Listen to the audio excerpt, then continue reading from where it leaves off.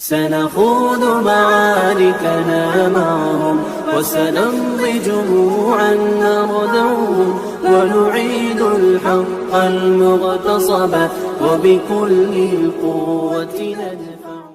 അസ്സലാമു അലൈക്കും. Welcome back to Wisal media. ഞാൻ ഫക്രുദ്ദീൻ പന്താവൂർ. ഇന്നലെ എൻ്റെ ഒരു സുഹൃത്തായ ഉസ്താദ് ഒരു വീഡിയോ അയച്ചെന്നു. ആ വീഡിയോ കണ്ടപ്പോൾ ഞെട്ടിപ്പോയി. ഞാൻ ഒരു ഉസ്താദ് പള്ളിയിൽ ബാങ്ക് കൊടുക്കുകയാണ്. അബ്ദുൽ ലത്തീഫ് മദനി എന്ന് പേരുള്ള ഒരു പള്ളിയിലെ ഉസ്താദ്. അദ്ദേഹം അവിടുത്തെ ഒരു മുഅദ്ദിനാണ്. കർണാടകയിലാണ്. ഒരുപാട് മലയാളികളുള്ള ഒരു പ്രദേശത്ത്. ആ ബാങ്ക് കൊടുത്തുകൊണ്ടിരിക്കുന്ന ഒരു സമയത്ത് അഷ്ഹദു അല്ലാ ഇലാഹ ഇല്ലല്ലാഹ് സത്യവാചകം ചൊല്ലുന്നൊരു സമയത്ത് തന്നെ മരണപ്പെടാൻ ഭാഗ്യം ലഭിച്ചൊരു മഹാമനുഷ്യൻ. അൽഹംദുലില്ലാഹ്. ചില മരണങ്ങൾ കാണുമ്പോൾ നമ്മൾ കൊതിച്ചു പോകും, റബ്ബേ എന്തായാലും മരിക്കുന്ന ഉറപ്പാണ്. ബാത്റൂമിൽ കിടന്ന് മരിക്കുന്നവരുണ്ട്, വാഹനത്തിൻ്റെ അപകടത്തിൽ കിടന്ന് മരിക്കുന്നവരുണ്ട്, വെള്ളത്തിൽ കിടന്ന് പിടഞ്ഞ് മരിക്കുന്നവരുണ്ട്. അത് പള്ളിക്കുള്ളിൽ വെച്ച് പടച്ച റബ്ബിൻ്റെ വാചകം ചൊല്ലുമ്പോൾ ബാങ്ക് കൊടുത്തുകൊണ്ടിരിക്കുമ്പോൾ ഒരു മരണം എന്നുള്ളത് അത് ആ ഉസ്താദിന് കിട്ടിയ മഹാഭാഗ്യമാണ്. ഒരു പക്ഷേ ഇത്രയും കാലം ദീനീ സേവനം ചെയ്തതിന് പടച്ച റബ്ബ് കൊടുത്തൊരു സമ്മാനം. ആ വീഡിയോ പടച്ചോനെ നമ്മളും കൊതിച്ചു പോകും ചില മരണങ്ങൾ കാണുമ്പോൾ. ഒരു പക്ഷേ നമ്മുടെ വീഡിയോ കാണുന്ന ആളുകളൊക്കെ പലവിധ വാട്സപ്പ് ഗ്രൂപ്പുകളിലൂടെയും സോഷ്യൽ മീഡിയയിലൊക്കെ ആ മരണം കണ്ടിട്ടുണ്ടാവും. നമ്മളെല്ലാവരും പ്രാർത്ഥിക്കുക, റബ്ബേ നമ്മുടെ മരണം അല്ലാഹു ഇഷ്ടപ്പെടുന്ന രൂപത്തിലാക്കണേ എന്നുള്ളത്. ഇതാണ് ആ പള്ളിക്കുള്ളിൽ നിന്നുള്ള CCTV ദൃശ്യം. ഉസ്താദ് ഇപ്പോൾ ബാങ്ക് കൊടുത്തുകൊണ്ടിരിക്കുകയാണ്. ആ നിമിഷം ഉസ്താദിനെ അറിയില്ല തൻ്റെ അവസാനത്തെ നിമിഷമാണെന്നുള്ളത്. അള്ളാഹുവിൻ്റെ ഏറ്റവും വലിയൊരു ഭാഗ്യം, ആ മനുഷ്യന് ഏറ്റവും വലിയൊരു ഭാഗ്യം എന്താണെന്ന് വെച്ചാൽ പടച്ച റബ്ബിൻ്റെ ആ ഒരു സാക്ഷ്യവാചകം ചെല്ലുന്ന സമയത്ത് തന്നെ മലക്കുൽ മൗത്ത് അസ്റായീൽ അവിടെ എത്തുന്നു. അദ്ദേഹം റൂഹ് പിടിക്കുന്നു. അദ്ദേഹം ആളുകളെ നമസ്കാരത്തിലേക്ക് ക്ഷണിക്കുമ്പോൾ ഒരു നിമിഷം പോലും അത് തൻ്റെ അവസാനത്തെ ഒരു നിമിഷമാണെന്ന് അദ്ദേഹം അറിഞ്ഞിരുന്നില്ല എന്നുള്ളതാണ് ആ പള്ളിക്കുള്ളിലെ ദൃശ്യങ്ങൾ. അദ്ദേഹം വളരെ ആവേശത്തോടു കൂടി ശബ്ദത്തിന് ഒരു ഇടർച്ചയും ഇല്ലാതെയാണ് ആ അബ്ദുൽ ലത്തീഫ് മദനി എന്ന് പേരുള്ള ആ പള്ളിയിലെ മുഅദ്ദിനായ ഉസ്താദ് ബാങ്ക് കൊടുക്കുന്നത്. അങ്ങനെ ആ ബാങ്ക് തുടർന്നു പോകുമ്പോഴാണ് പൊടുന്നനെ ശബ്ദം നിലച്ചപ്പോൾ ആളുകൾ ഓടിക്കൂടി. കാരണം എല്ലാവരുടെ പ്രതീക്ഷയിലും ആ ബാങ്ക് കണ്ടിന്യൂ ആയിട്ട് പോകുന്നുള്ളതാണ്. പക്ഷേ ആ ശബ്ദം നിലച്ചു പോയപ്പോഴാണ് പള്ളിക്ക് സമീപത്തുണ്ടായിരുന്ന പള്ളിയിലേക്ക് പ്രാർത്ഥനയ്ക്ക് വന്ന ആളുകളടക്കം ഓടിക്കൂടി പള്ളിയിലേക്ക് എത്തിയ ആ നിമിഷം അദ്ദേഹം ആ മിഹ്റാബിനോട് ചേർന്നിട്ട് കുഴഞ്ഞു വീണു എന്നുള്ളതാണ്.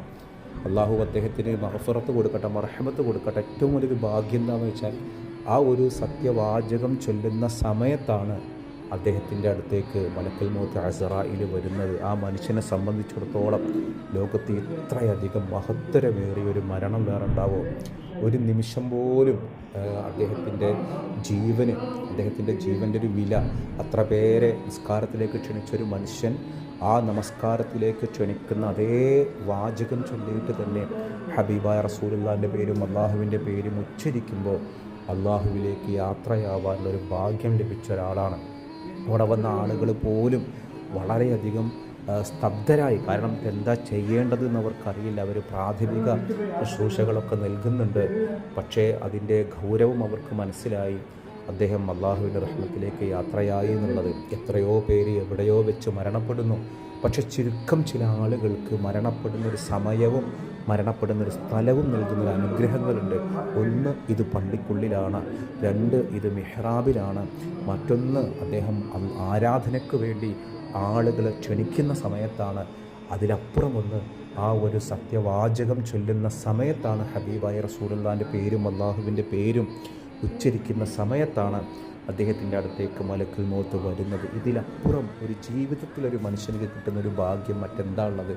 എത്രയോ പേരെ പ്രാർത്ഥനയ്ക്ക് ക്ഷണിച്ച ഹയ്യാൽ അസ്സലാ ഹയ്യാൽ ഫല വിജയത്തിലേക്കും പ്രാർത്ഥനയ്ക്കും ക്ഷണിച്ചൊരു മനുഷ്യൻ. അദ്ദേഹം എത്രമാത്രം ആ പള്ളിക്ക് വേണ്ടി ശമ്പളം നോക്കിയിട്ടല്ല. അബ്ദുൽ ലത്തീഫ് മദനി എന്നുള്ള ഈ ഉസ്താദിൻ്റെ കുടുംബത്തെക്കുറിച്ച് എനിക്കറിയില്ല കേട്ടോ.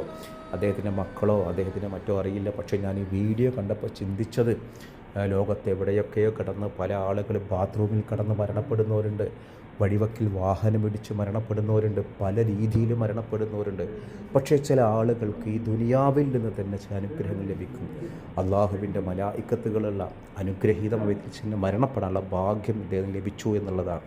അതോടൊപ്പം നമ്മൾ ഇത്തരം ചില മരണങ്ങൾ കാണുമ്പോൾ ഉള്ളിൻ്റെ ഉള്ളിൽ ഇങ്ങനെ ഒരു കൊതി ഉണ്ടാവില്ലേ, പടച്ചോൻ എൻ്റെ മരണം ഇങ്ങനെ അല്ല ഇഷ്ടപ്പെടുന്നൊരു, പള്ളിയിൽ വെച്ചിട്ടാവണമെന്നോ ബാങ്ക് കൊടുക്കുമ്പോൾ ആവണമെന്നല്ല, അള്ളാഹു ഇഷ്ടപ്പെടുന്ന രൂപത്തിൽ കൽബിൽ റസൂൽ എന്നുള്ള രൂപത്തിലൊരു മരണം അള്ളാഹുവെ നമുക്ക് അങ്ങനെ സമ്മാനിക്കണം. നമ്മൾ എവിടെ കിടന്ന് മരണപ്പെട്ടാലും, മദീനയിൽ മരണപ്പെട്ടാലും, മക്കത്ത് മരണപ്പെട്ടാലും, ഇനി മുക്കത്ത് മരണപ്പെട്ടാലും നമ്മുടെ കൽബിൽ റസൂലുള്ളാഹുണ്ടോ, നമ്മുടെ ഉള്ളിൽ ആ വാചകമുണ്ടോ, നമ്മൾ മഹാഭാഗ്യവാന്മാരാണ്. ഒരു പള്ളിയിലെ മുഅദ്ദിൻ എന്ന് പറഞ്ഞാൽ വരുമാനം നോക്കിയാൽ വളരെ കുറവാണ്. 5 വഖത്തും ആളുകളെ നമസ്കാരത്തിലേക്ക് ക്ഷണിക്കുക എന്ന് പറഞ്ഞാൽ ബിലാൽ റളിയല്ലാഹു അൻഹുവിൻ്റെ അനന്തരാവകാശികളാണ് അവർ. അതുകൊണ്ട് തന്നെ അള്ളാഹു അദ്ദേഹത്തിൻ്റെ സ്വാലിഹായ അമലുകളൊക്കെ സ്വീകരിക്കട്ടെ. കർമ്മങ്ങൾക്കപ്പുറം പടച്ച റബ്ബിൻ്റെ ഒരു നൂറാനിയത്ത് മദദ് അള്ളാഹു ആ കുടുംബത്തിനും അദ്ദേഹത്തിനും അള്ളാഹു നൽകട്ടെ. എനിക്ക് ഈ ഒരു ഉസ്താദിൻ്റെ നമ്മുടെ മലയാളിയാണെന്നോ അല്ലെങ്കിൽ മറ്റെന്തെങ്കിലും വിവരങ്ങൾ ഈ വീഡിയോ എടുക്കുമ്പോൾ വരെ എനിക്കറിയില്ല. അതുകൊണ്ട് അത് വിവരങ്ങൾ അറിയുന്ന ആളുകൾ താഴെ കമൻറ്റ് ചെയ്യുക. അദ്ദേഹം ഞാൻ തോന്നുന്നത് എനിക്കൊരു മലയാളിയാണ് എന്നാണ് തോന്നുന്നത്. അബ്ദുൽ ലത്തീഫ് മദനി എന്നുള്ളത് അദ്ദേഹത്തിൻ്റെ നാടോ മറ്റോ കാര്യങ്ങളൊന്നും എനിക്കറിയില്ല. ഞാൻ ഇന്നലെ ഈ വിഷയം ഞാൻ പറയണം, രാത്രി ഞാൻ പറയണമെന്ന് കരുതിയാണ്, പക്ഷേ കുറച്ച് വൈകിട്ട് അറിഞ്ഞതുകൊണ്ടാണ് ഞാനത് ഇന്ന് ഈ വിഷയം പറയുന്നത്. നമ്മളെല്ലാവരും ആ ഉസ്താദിനെ വേണ്ടിയിട്ട്, ഇങ്ങനെ ഒരുപാട് ഉസ്താദുമാർ ഈ വീഡിയോ കാണുന്ന പല സഹോദരങ്ങളോ ഭർത്താക്കന്മാരോ ഉപ്പമാരൊക്കെ ഉസ്താദുമാരായിട്ടുണ്ടാവും. ദീനിന് സേവനം ചെയ്യുന്ന ആളുകളാണ്. അവരുടെ കയ്യിൽ ചെറിയ പിഴവുകളൊക്കെ കണ്ടിട്ട് വലിയ പർവ്വതീകരിച്ച് അവരെ സമൂഹ മാധ്യമങ്ങളിൽ താറടിക്കുന്നവരുണ്ട്. വളരെ വലിയൊരു വേദനയാണ് അതൊക്കെ കാണുമ്പോൾ. എന്തായാലും പരമാവധി നമ്മുടെ ഉസ്താദുമാർക്ക് അല്ലാഹു ഇസ്സത്ത് കൊടുക്കട്ടെ, ദീർഘായുസ് കൊടുക്കട്ടെ. കൂട്ടത്തിൽ ഇൻഷാ അല്ലാഹ് നമ്മൾ കഴിഞ്ഞ ദിവസം പറഞ്ഞിരുന്നല്ലോ, ഒരു ടീച്ചർ കൊല്ലം ശാസ്താംകോട്ട ഭാഗത്ത് ഒരു പ്രധാനാധ്യാപിക 10-30ഓളം ദർസി വിദ്യാർത്ഥികൾ സ്കൂളിൽ ചേരാൻ വന്നപ്പോൾ സമ്മതിക്കാതെ ആ കുട്ടികൾക്ക് അഡ്മിഷൻ കൊടുത്തില്ല. എന്നിട്ട് അവിടുത്തെ തന്നെ ഒരു താൽക്കാലിക ടീച്ചർ അതിൻ്റെ പ്രതിഷേധം നയിച്ചൊരു വാർത്തയൊക്കെ നമ്മൾ പറഞ്ഞിരുന്നു. UDF സർക്കാർ അവരെ സസ്പെൻഡ് ചെയ്ത് കാണും. ആ പ്രധാന അധ്യാപികയെ സസ്പെൻഡ് ചെയ്തു. അവിടുത്തെ നാട്ടുകാരൊക്കെ വലിയ ബഹളങ്ങൾ ഉണ്ടാക്കി. ഇത് ഒരു വിഭാഗം ആളുകൾ ജോസഫ് മാഷിൻ്റെ കൈ വെട്ടിയതുപോലെ ഈ ടീച്ചറുടെ കൈ വെട്ടും കാല് വെട്ടും, കണ്ട മുസ്ലിം തീവ്രവാദികൾ എന്തൊക്കെയോ കാട്ടിക്കൂട്ടുന്നു എന്നൊക്കെ പലവിധ പ്രചരണങ്ങൾ നടത്തി.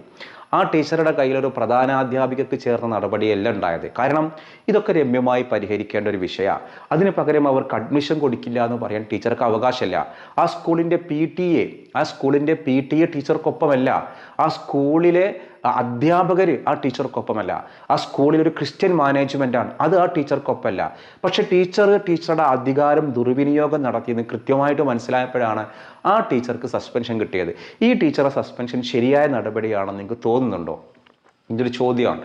കാരണം പല ആളുകളും ഇത് നടപടി ശരിയായില്ല. ടീച്ചർക്ക് പറയാനുള്ളത് കേട്ടിട്ട് ടീച്ചർ നിയമമാണ് നോക്കിയത്. എന്താണ് ഈ നിയമം? അതായത് സ്കൂളിൽ എല്ലാവരും യൂണിഫോം ധരിച്ച് വരണം, ആയിക്കോട്ടെ. അപ്പോൾ ഈ ദർസിലെ കുട്ടികൾ വെള്ള വസ്ത്രം ധരിച്ചിട്ടും തലപ്പാവോ അല്ലെങ്കിൽ തൊപ്പിയിട്ടാണ് വരുന്നത്. ഇതിന് ഒരു അറബ് വേഷമാണ്, ഇത് കണ്ടാൽ പേടിയാകും, ഇത് തീവ്രവാദി വേഷമാണെന്ന് ആരാ പറഞ്ഞത്? അപ്പോൾ ഇവരുടെ ഉള്ളിലുള്ള വർഗീയ അജണ്ടകൾ നോക്ക്. നമ്മുടെ കേരളത്തിലെ പല ജില്ലകളിലെ പല സ്കൂളുകളിലും ദർസിൽ പഠിക്കുന്ന വിദ്യാർത്ഥികൾ സ്കൂളിൽ പോകുന്നുണ്ട്. അവരൊക്കെ അവരുടെ ആ വൈറ്റ് ഡ്രസ്സ് ഇട്ടിട്ട് പോകുന്ന കുട്ടികളാണ് നല്ലൊരു പങ്കും. ഒരു സ്കൂളുകാരും അതിൻ്റെ പേരിൽ അവരെ മാറ്റി നിർത്തലില്ല. കാരണം അവർ പള്ളിയിൽ നിന്ന് വരുന്ന ആളുകളാണ്, മതവിദ്യാർത്ഥികൾ. മിക്ക സ്കൂളുകളും പറയുന്നതല്ലോ, ഈ കുട്ടികൾ നന്നായിട്ട് പഠിച്ചവരാണെങ്കിലും ഇല്ലെങ്കിലും ഇവരെ കൊണ്ട് കച്ചറ ഉണ്ടാവില്ല. ഇവരുടെ എന്തെങ്കിലും പരാതികൾ ഉണ്ടെങ്കിൽ ഇവരെ വാപ്പാനിമാനി അറിയിക്കാതെ തന്നെ ആ പള്ളിയെ ഉസ്താദിനെ അറിയിച്ചാൽ മതി, കൃത്യമായ നടപടി ഉണ്ടാവും. നമുക്ക് വിശ്വസിച്ചിട്ട് ഇവരെ ക്ലാസ്സിലിരുത്താം. ഇതാണ് ഈ ദർസിലെ കുട്ടികളുടെ പ്രത്യേകത. ഞാൻ ഒരുപാട് അധ്യാപകന്മാരുമായിട്ട് സംസാരിച്ചിട്ടാണ് ഞാൻ പറയണത് കേട്ടോ. പല സ്കൂൾ മാനേജ്മെൻറ്റ് തമ്മിൽ ഇവരെ നമുക്ക് കിട്ടിക്കഴിഞ്ഞാൽ ഒരു ഉപകാരം എന്താണ്? ഇവരൊരു പക്ഷേ യൂത്ത് ഫെസ്റ്റിവൽ ഉണ്ടാക്കില്ല, വല്ല മാപ്പിളപ്പാട്ടിനോ ഇങ്ങനത്തേനൊക്കെ വരുള്ളൂ. പക്ഷെ നമുക്ക് ഇവരെ കൊണ്ട് ശല്യമില്ല, ആളെണ്ണം തികക്കാൻ പറ്റും. പിന്നെ ഈ കുട്ടികൾ പറഞ്ഞെങ്കിൽ വെള്ളിയാഴ്ച വരാൻ പറ്റൂല. വെള്ളിയാഴ്ച എന്തിനാ ഈ സ്കൂൾ മുടക്കണം എന്തിനാണ്? അങ്ങനെ ചില ദർസിലെ കുട്ടികൾ അങ്ങനെ ഉണ്ട്. ഈ ഖുർആൻ ഹിഫ്ദ് കോളേജിലെ മക്കൾ ആഴ്ച 2 ദിവസം സ്കൂളിൽ കുറഞ്ഞാക്കുള്ളൂ. അങ്ങനെ സ്കൂളുകാരുമായി ടൈപ്പിട്ടും എന്നിട്ട് ബാക്കിയുള്ള സമയം ഈ കുട്ടികൾക്ക് സ്കൂൾ വിദ്യാഭ്യാസം എവിടുന്നാണ് കൊടുക്കണത്? ഈ എവിടെയാണോ ഹിഫ്ദ് ഖുർആൻ കോളേജ് ആ ദർസ് അവിടെ നിന്ന് കൊടുക്കും. അപ്പോൾ ആ കുട്ടികൾക്ക് കിട്ടേണ്ട തുടർ വിദ്യാഭ്യാസം കിട്ടാതെ പോവാണ്. സ്കൂളിൽ നിന്ന് കിട്ടേണ്ട കുറച്ച് വിദ്യാഭ്യാസ രീതികളുണ്ട്. ഇതൊരിക്കലും ശരിയായ സംഗതിയല്ല. ഒരു സ്കൂൾ പോകുന്ന ഒരു കുട്ടിക്ക് എല്ലാ ആഴ്ചയിലും വെള്ളിയാഴ്ച മുടക്ക്, വെള്ളിയാഴ്ച ജുമാക്ക് എല്ലാ കുട്ടികളും നിസ്കരിക്കലുണ്ട്. എല്ലാ മുസ്ലിം കുട്ടികൾ വീട്ടിൽ നിസ്കരിക്കാത്തവർ പോലും അന്ന് വെള്ളിയാഴ്ച പള്ളിയിൽ പോണ മക്കളാണ്. പഴയ പോലൊന്നുമല്ല. നിങ്ങൾ മാളിലൊക്കെ ചെന്ന് നോക്ക്, മുടിയൊക്കെ എത്ര നീട്ടിയിട്ട് നമ്മൾ ഈ പൂക്കി എന്ന് പറയുന്ന പുതിയ തലമുറക്കാരൊക്കെ മഗ്‌രിബിക്ക് ജമാഅത്തിന് വരുന്ന കാഴ്ചകൾ കാണാം. നമ്മുടെ ഒരു തെറ്റായ ധാരണ പിള്ളേർ നിസ്കരിക്കൂല എന്നുള്ളത്. അപ്പോൾ വെള്ളിയാഴ്ച സ്കൂളിലേക്ക് പോലെ ഒരു വാശി ഇവർക്കുണ്ടായിരുന്നു. അതാണ് ഈ ടീച്ചറെ പ്രകോപിപ്പിച്ചതിലൊന്ന്. പിന്നെ അവരത് മാറ്റി വെള്ളിയാഴ്ച ഞങ്ങൾ വരാം. അപ്പോൾ ഇവരുടെ വേഷം, ഈ ടീച്ചർ കൃത്യമായിട്ടുള്ള നടപടിക്രമങ്ങൾ പാലിക്കാതെ കുട്ടികളെ ചേർക്കാൻ സമ്മതിച്ചില്ല. അപ്പോൾ ആ ടീച്ചർ എന്ത് ചെയ്തു? സസ്പെൻഡ് ചെയ്തു. ആ സസ്പെൻഡ് ചെയ്ത നടപടി ശരിയാണെന്നുള്ളതാണ് എൻ്റെ പക്ഷമുള്ളത്. നിങ്ങൾക്ക് നിങ്ങളുടെ അഭിപ്രായം താഴെ ഒന്ന് കമൻറ്റ് ചെയ്യുക. ഇപ്പം ഞാനൊന്ന് ചോദിക്കുന്ന ഒരു ചോദ്യം, ഈ മക്കത്ത് നമ്മൾ ഉംറക്ക് ചെന്നാൽ ഒരുപാട് ആളുകൾ ഇങ്ങനെ വീഡിയോസും ഫോട്ടോസുകളൊക്കെ എടുക്കണം കാണാം. ഹറമിൽ വെച്ചിട്ട് പല റീൽസുകളൊക്കെ ഉണ്ടാക്കും. ആദ്യമായിട്ട് മക്കത്ത് കാണുന്ന റീൽസുകൾ ഇങ്ങനെ. ഇപ്പോൾ പുതിയൊരു നിയമം വന്നിട്ടുണ്ട്, അവിടെ നിന്ന് വീഡിയോ ഫോട്ടോഗ്രാഫി പാടില്ല. ഇപ്പോൾ ഏറ്റവും ഇന്നലെ അടക്കം അവിടെ നിന്ന് വന്നൊരു നിർദ്ദേശമാണ്, നിങ്ങൾ ഹറമിൽ വന്നു കഴിഞ്ഞാൽ അനാവശ്യമായ ഫോട്ടോസുകളോ വീഡിയോസുകളോ റീൽസോ എടുക്കരുത് എന്നുള്ളതാണ് ആ ഒരു നിർദ്ദേശം. ഇത്തരത്തിൽ ഹറമിൻ്റെ ആ ഒരു ഹുർമത്തിനെ പരിഗണിച്ചിട്ട്, അതിൻ്റെ ഒരു ബഹുമാനത്തെ പരിഗണിച്ചിട്ട് ഇത്തരം ഫോട്ടോസുകളും റീൽസുകളും ഒരു സ്വകാര്യ സന്തോഷമാണ്. ഞാൻ ഹറമിലെത്തി, ഇത് മറ്റുള്ളവരെ കാണിക്കാനാവാം, ഓർമ്മയിൽ ശേഖരിച്ച് വെക്കാനാവാം. എന്താണെങ്കിലും ഇത്തരത്തിലുള്ള അനാവശ്യമായ റീൽസ്, ഫോട്ടോസ്, വീഡിയോസ് എടുക്കുന്നതിനെക്കുറിച്ച് നിങ്ങളുടെ അഭിപ്രായം എന്താണെന്നാണ് ചോദ്യം. എന്നെ സംബന്ധിച്ചിടത്തോളം എൻ്റെ ഒരു അഭിപ്രായം ഉള്ളത്, അനാവശ്യമായ ഫോട്ടോസുകളും റീൽസുകളും അത് ശരിയായ നടപടിയല്ല. അത്യാവശ്യത്തിന് പക്ഷേ ഒരു സെൽഫി എടുക്കുന്നത് പോലെയല്ല. അതുമ്മ ഇരുന്നിട്ട് പലപ്പോഴും പല സ്ത്രീകളും ഈ വളരെ സിനിമാറ്റിക് ആയിട്ടൊക്കെയാണ് ഇതിൻ്റെ ഒരു ഇത് കഅബ ഷരീഫാണ്, മതാഫാണ്, ഇതൊന്നും അവർക്കില്ല. അവരേതോ ഒരു ടൂറിസ്റ്റ് സ്പോട്ടിൽ പോയ ലാഘവത്തോടു കൂടി വീഡിയോ എടുക്കുന്നവരുണ്ട്. അപ്പോൾ അതൊരു ശരിയായ നടപടിയല്ല എന്നുള്ളതാണ് പേഴ്സണലി എൻ്റെ ഒപ്പീനിയൻ. ഇനി നിങ്ങളുടെ അഭിപ്രായം താഴെ കമൻറ്റ് ചെയ്യാം. മറ്റൊരു ദിവസം മറ്റൊരു വീഡിയോയുമായി വീണ്ടും കാണാം.